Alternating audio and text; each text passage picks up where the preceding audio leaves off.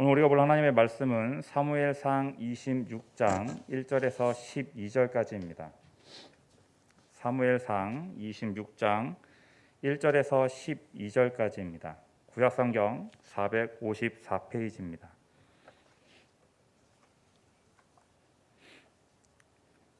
사무엘상 26장 1절에서 12절까지입니다. 저희 한 절씩 교독하시겠습니다. 10사람이 기브아에 와서 사울에게 말하여 이르되 다윗이 광야 앞 하일라 산에 숨지 아니하였나이까 하매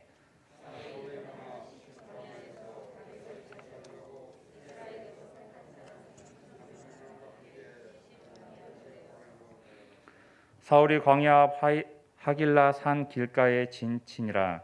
다윗이 광야에 있더니 사울이 자기를 따라 광야로 들어옴을 알고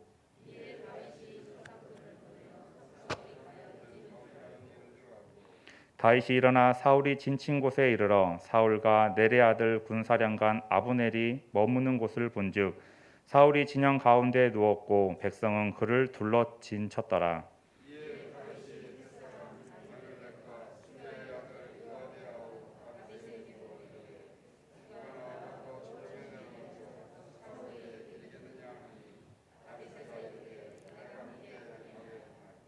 다윗과 아비새가 밤에 그 백성에게 나아가 본즉 사울이 진영 가운데 누워 자고 창은 머리 곁 땅에 꽂혀 있고 아브넬과 백성들은 그를 둘러 누웠는지라.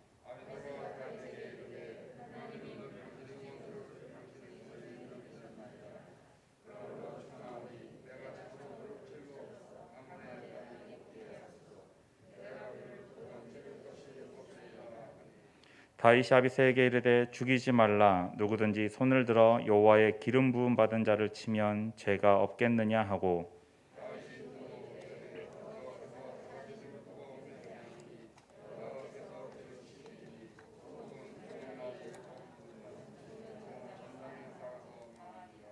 내가 손을 들어 여호와의 기름 부음 받은 자를 치는 것을 여호와께서 금하시나니 너는 그의 머리 곁에 있는 창과 물병만 가지고 가자 하고 다윗이 사울의 머리 곁에서 창과 물병을 가지고 떠나가되 아무도 보거나 눈치채지 못하고 깨어 있는 사람도 없었으니 이는 여호와께서 그들을 깊이 잠들게 하셨으므로 그들이 다 잠들어 있었기 때문이었더라.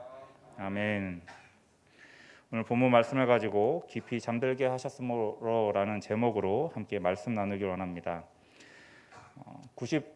1998년도에 개봉한 영화 트루먼 쇼라는 영화가 있습니다. 보신 분들도 계시겠지만 이 영화는 지금 우리가 흔히 볼 수 있는 관찰 예능의 모습을 띠고 있는 영화이기도 합니다.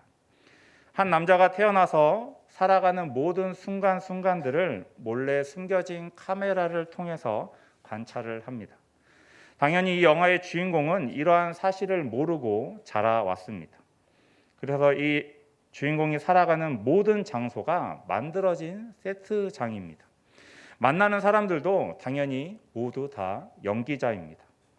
직장도 또 결혼 생활도 모든 것이 다 만들어진 쇼입니다. 다만 주인공만 이 모든 상황을 모를 뿐입니다. 그런데 시간이 지나면서 자신에게 이상한 일들이 일어난다라는 것을 깨달으면서 자신이 거대한 세트장에 있는 것과 또 모든 것이 연출된 쇼에서 내가 살아가고 있다라는 것을 깨닫게 됩니다. 그리고 이 모든 상황들을 끝내기 위해서 이 주인공은 그 만들어진 거대한 세트장을 빠져나가면서 이 영화가 끝이 납니다. 이 영화에서 중요하게 볼 것은 주인공이 선택의 순간마다 어떠한 선택을 하느냐는 것입니다. 여러 가지 만들어진 상황 속에서 어떤 선택을 하고 행동을 하느냐, 이게 이 쇼를 보는 사람들의 즐거움이었습니다.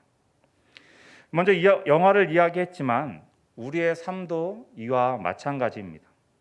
우리가 살아가는 모든 모습들이, 행동들이 관찰되고 또 기록되고 있습니다. 다만 영화와 다른 점이 있다면 우리의 모든 것을 지켜보는 것이 사람이 아니라 하나님이시라는 겁니다. 오늘 본문을 보면 어떠한 상황 속에서 무언가를 선택해야 하는 다윗을 지켜보고 계시는 하나님을 바라볼 수가 있습니다. 선택의 순간에 다윗이 어떤 선택을 하는지, 또 다윗이 어떠한 마음을 가지고 선택의 순간에 나아가는지에 대해서 함께 살펴보며 은혜 받기를 원합니다. 이스라엘의 첫 번째 왕인 사울은 백성들에게 인기가 많은 사람이었습니다. 사울도 그 인기를 유지하기 위해서 많은 노력을 기울였습니다. 하지만 그런 높은 사울의 인기는 다윗이라는 사람이 나오면서부터 사라지기 시작을 했습니다. 사울의 이름보다는 다윗의 이름이 백성들의 입에서 더 많이 불리기 시작했습니다. 사울은 점점 인기를 더해가는 다윗을 보며 참을 수가 없었습니다. 백성들이 자신을 높이는 것이 아니라 다윗을 높이고 다윗을 찬양하는 것을 더 두고 볼 수가 없었던 겁니다. 사울의 마음속에 질투심이 너무나 생기기 시작했습니다. 결국 다윗을 향하여 질투하던 그 마음이 자라서 다윗을 죽여야겠다라는 마음까지 자라게 됩니다. 다윗은 자신을 질투하고 죽이려는 사울을 피할 수밖에 없었습니다. 잠시만 피해 있으면 이 모든 상황이 정리될 것 같았지만 시간이 지나면 지날수록 자신을 향한 사울의 질투, 또 그 죽음의 손길은 점점 더 심해져만 갔습니다. 결국 다윗은 왕성을 나와야 했고 사울을 피해서 이스라엘을 떠나는 상황까지도 생겼습니다. 그렇게 사울에게 쫓긴 다윗은 10광야에 이르렀습니다. 다윗이 계속해서 쫓기고 도망쳐야 했던 이유는 가는 곳곳마다 자신의 행적을 사울에게 고발하던 자들이 있었기 때문입니다. 오늘 본문을 보면 1절에 보면 한 10사람이 다윗이 10광야에 숨어 있다라는 것을 고발하는 것을 볼 수가 있습니다. 이런 고발을 접수한 사울은 가만히 있지 않았습니다. 다윗을 잡기 위해 자신이 직접 3,000명을 선별했다라고 말하면서 자신이 선별한 병사들과 함께 그곳으로 향했습니다. 사울이 다윗을 잡기 위해서 3,000명이라는 되는 병사들을 선별했던 이유가 무엇입니까? 이미 앞서 엔게디 광야에서 다윗을 한번 잡는 것을 실패했기 때문입니다. 다 잡았다라고 생각했는데 다윗은 자신의 옷자락을 베고 유유히 빠져나갔던 겁니다. 그래서 이번에는 더 철저하게 수색하고 다윗을 잡기 위해서 자신이 직접 병사들을 선택하고 선별했던 겁니다. 그런 병사들과 함께 사울은 광야 앞 하길라 산길가에 진을 쳤습니다. 그리고 다윗도 사울이 부하들과 함께 진치는 것을 보고받았고 살펴보았습니다. 별다른 움직임을 보이지 않던 다윗은 깊은 밤이 되었을 때 잠든 사울과 병사들에게 다가갔습니다. 사울을 공격하기에 이보다 좋은 때는 없었습니다. 하지만 다윗은 좋은 기회가 찾아왔음에도 불구하고 사울의 목숨보다는 사울의 창과 물병만을 가지고 돌아왔습니다. 여기서 우리가 한 가지 확인할 것이 있습니다. 12절입니다.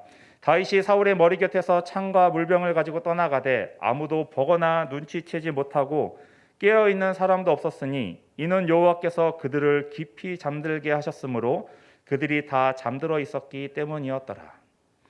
지금 하나님께서 다윗을 향하여 무엇을 해 주셨습니까? 여호와께서 그들을 깊이 잠들게 하셨으므로 라고 말씀하십니다. 이 말이 의미하는 것이 무엇입니까? 지금 다윗은 3,000명의 병사가 둘러싸인 적의 한복판에 들어와 있습니다. 그곳에서 사울 왕의 물병과 창을 가지고 돌아갔는데 아무도 눈치채지 못했다라고 말합니다. 이 모든 것이 다윗의 능력이 뛰어나기 때문에 일어난 일입니까? 다윗이 아무리 능력이 뛰어나다고 하더라도 3,000명이라는 숫자에 비하면 그 능력은 작아질 수밖에 없습니다. 혹시 밤에 산길이나 들판을 걸어보신 적이 있으십니까? 밤에는 작은 소리라도 크게 울려 퍼집니다. 지금 다윗의 눈앞에 있는 3,000명의 병사들은 사울이 다윗을 잡기 위해서 직접 선별한 병사들입니다. 더욱이 그들은 다윗이라는 적을 잡기 위해서 극도로 긴장하고 있는 상태입니다. 비록 광야에 누워 자고 있지만 작은 소리에 반응해서 일어날 수 있는 병사들이라는 겁니다. 그런 상황 속에서 적 항복판에 침입하여서 왕의 창과 물병만을 가지고 나오는 것이 가능한 일이겠습니까? 영화나 드라마로 본다면 손에 땀을 쥐게 하는 장면일 수 있습니다. 하지만 현실에서는 전혀 그렇지 않습니다. 걸리면 자그마한 소리라도 들리게 되면 병사들이 일어나서 다윗과 사울을 둘러쌀 것이고, 더 잘못된다면 심지어 목숨을 잃을 수도 있는 상황입니다. 그럼에도 다윗은 그곳에 들어갔고 기어이 사울 왕의 창과 물병을 가지고 나왔습니다.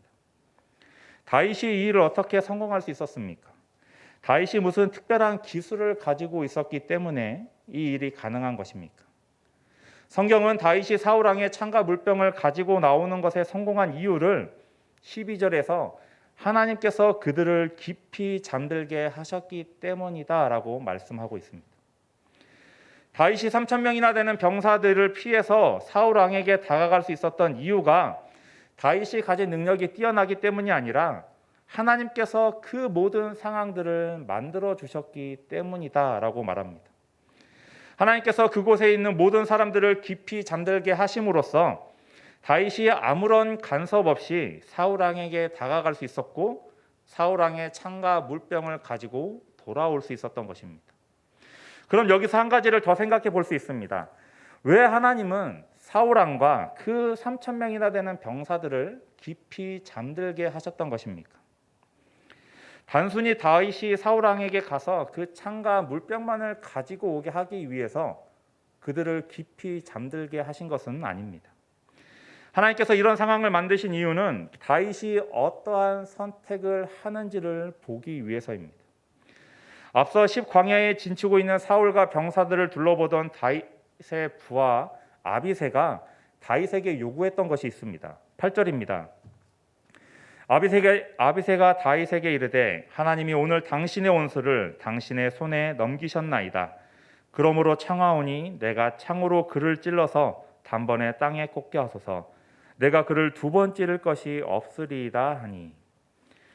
아비새는 다윗에게 자신이 사울을 창으로 찔러 죽이겠다라고 말하고 있습니다. 어쩌면 아비새의 이 말은 너무나도 당연한 말일지도 모릅니다. 지금 다윗과 다윗을 따르는 공동체를 힘들게 하는 원인이 누구입니까? 바로 사울입니다. 그런데 그 사울이 지금 눈앞에 무방비한 모습으로 자고 있습니다. 저기 자고 있는 사울만 없어진다면 옆에 있는 다윗이 이스라엘의 왕이 될 수 있을 것이고 자신들도 다시 이스라엘로 돌아가서 편안한 삶을 또 권력을 누리는 삶을 살아갈 수 있게 되는 것입니다. 아비새의 사울을 죽이자 하는 이 제안은 다윗을 따르는 자들뿐만이 아니라 어쩌면 다윗에게도 달콤한 유혹이 됐을지도 모릅니다. 지금 처한 상황을 한 번에 역전시킬 수 있는 한 수입니다. 앞에서 다윗은 엔게디 광야에서 사울을 한 번 살려주었습니다. 2번째이기 때문에 어쩌면 사람들도 다윗을 이해해 줄 수도 있습니다. 지금 이 순간은 그 어떤 사람도 참기 힘든 유혹의 순간입니다. 그런데 그 순간에 다윗이 아비새에게 무엇이라고 말하고 있습니까? 9절입니다.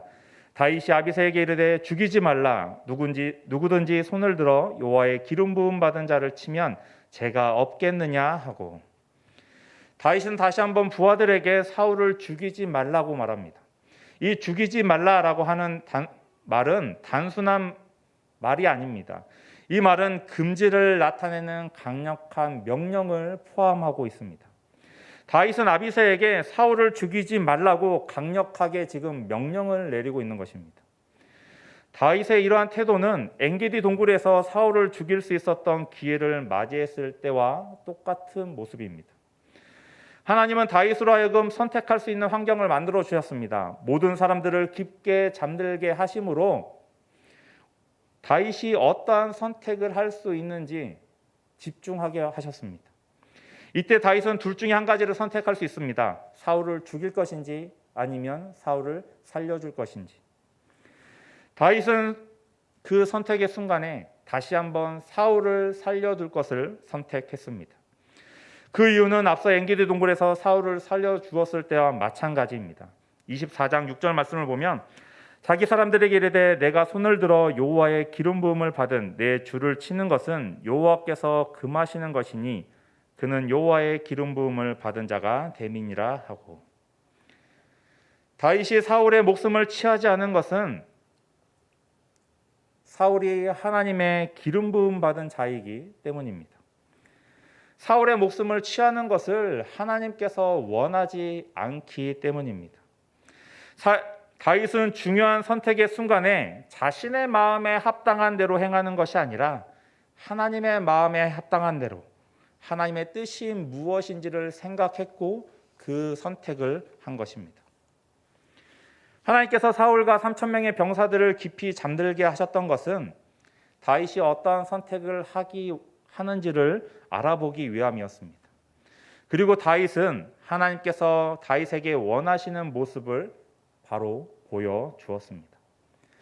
다윗은 하나님의 마음에 합당한 자가 어떠한 기준을 가지고 선택해야 하는지를 분명하게 보여주고 있는 것입니다. 우리는 살아가면서 수많은 선택의 갈림길 앞에서 선택을 하며 살아갑니다. 오늘 날이 너무 더운데 수요 예배를 가야 할까? 아니면 시원하게 집에 있을까? 또 내일 무엇을 먹을까? 무엇을 입을까? 하는 일상적인 선택의 순간도 있습니다. 그리고 나는 어떤 일을 해야 하는가? 또 어떤 사람을 만나고 배우자를 만나야 하는가와 같은 인생에 있어서 중요한 선택의 순간들도 있습니다. 그리고 이러한 선택의 순간들은 우리로 하여금 반드시 선택하게 합니다. 피할 수도 없고 미룰 수도 없는 순간들입니다. 이런 중요한 순간의 선택의 순간에서 우리는 무엇을 기준으로 선택해야 하는 것입니까? 세상의 많은 사람들은 선택의 기준으로 자신의 생각, 가치관을 둡니다. 그리고 이러한 생각과 가치관은 세상의 기준을 따라가는 경우가 많습니다. 어떤 직업이 더 많은 연봉을 받는지, 안정적인 수입을 가지는지, 또는 명예를, 권력을 가지게 하는지를 살핍니다. 또 어떤 사람을 만나야 나에게 유익이 되고 나에게 도움이 되는지를 살피기도 합니다. 이러한 것들이 물론 나쁘다고 말할 수는 없습니다. 하지만 그 기준이 세상의 가치에 속해 있다면 믿음을 가진 우리 성도들은 선택의 순간에 다른 기준을 가져야 하지 않겠습니까?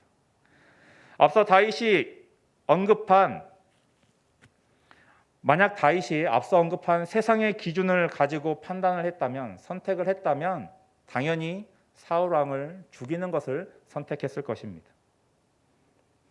앞에 누워있는 사울만 없다면 더 이상 내가 쫓겨서 고생할 필요도 없고 앞으로 왕이 되어 이스라엘을 다스릴 수 있었기 때문입니다. 세상의 관점에서 본다면 이보다 더 좋은 선택은 없었을 것입니다. 그런데 다윗은 당연하게 여겨지는 세상의 기준을 따르지 않았습니다. 오히려 미련하고 답답한 선택을 하고야 말았습니다. 하지만 그런 다윗의 선택은 하나님의 마음에 합당한 선택이었습니다. 다윗은 세상의 기준으로 선택하는 것이 아니라 하나님의 마음을 바라보았고 하나님의 마음에, 하나님의 뜻에 합당한 선택을 한 것입니다. 그리고 이런 다윗의 선택의 기준이 바로 우리가 따라야 하는 선택의 기준이 됩니다. 우리는 하나님의 백성이며 하나님의 자녀입니다. 그렇게 우리가 판단하고 선택할 때 모든 것은 하나님의 마음에 합당한 것으로 따라야 하는 것입니다. 우리가 어떻게 해야 하나님의 마음에 합당한 것인가?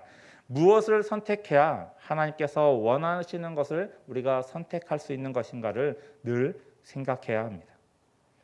고린도전서 1장 18절입니다. 십자가의 도가 멸망하는 자들에게는 미련한 것이요 구원을 받은 우리들에게는 하나님의 능력이라. 우리가 선택할 때 기준이 되는 것은 바로 십자가의 도가 될 수 있습니다.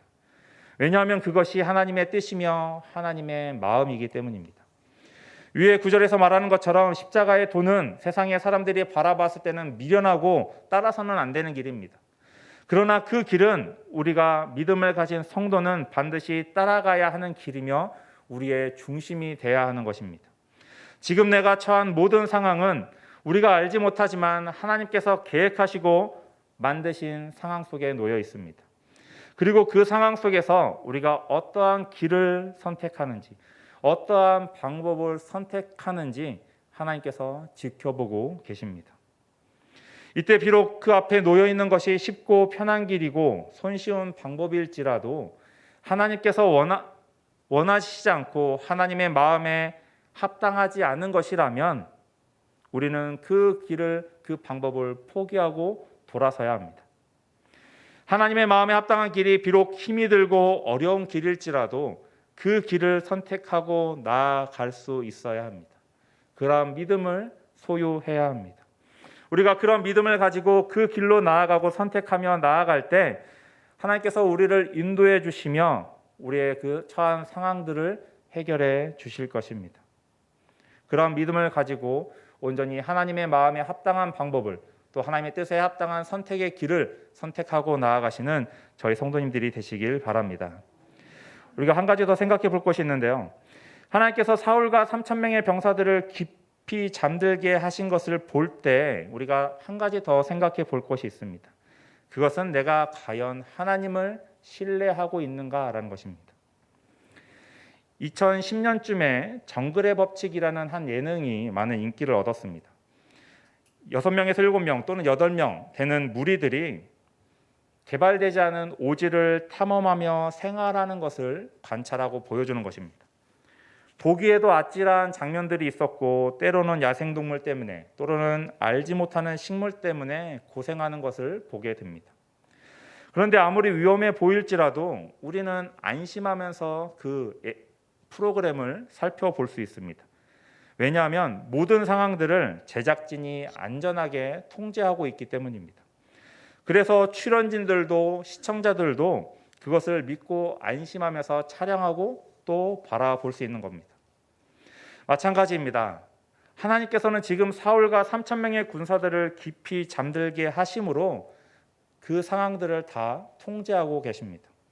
다윗이 안전하도록, 그 생명의 지장을 받지 않도록 모든 상황을 통제하고 있는 것입니다.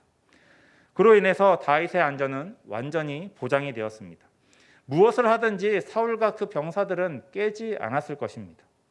또한 다윗도 하나님께서 자신과 함께 하시며 보호하여 주심을 믿고 있었기 때문에 담대하게 사울과 그 병사들에게 나아갈 수 있었던 것입니다. 이미 다윗은 블레셋의 장수였던 골리앗과 맞서 싸우면서 하나님께서 자신을 보호하여 주시고 함께해 주심을 경험했습니다. 또한 사울에게 쫓겨다니면서 수많은 고난의 길 속에서 하나님이 나와 함께 하심을 경험했고 또 그것을 바라보았습니다. 그렇기에 다윗은 하나님이 언제나 나와 함께 하심을 믿고 나아갈 수 있었던 것입니다. 우리가 살아가는 인생의 모든 상황이 이와 같습니다. 하나님께서 우리의 삶을 통제하고 계시고 또 계획하고 계십니다.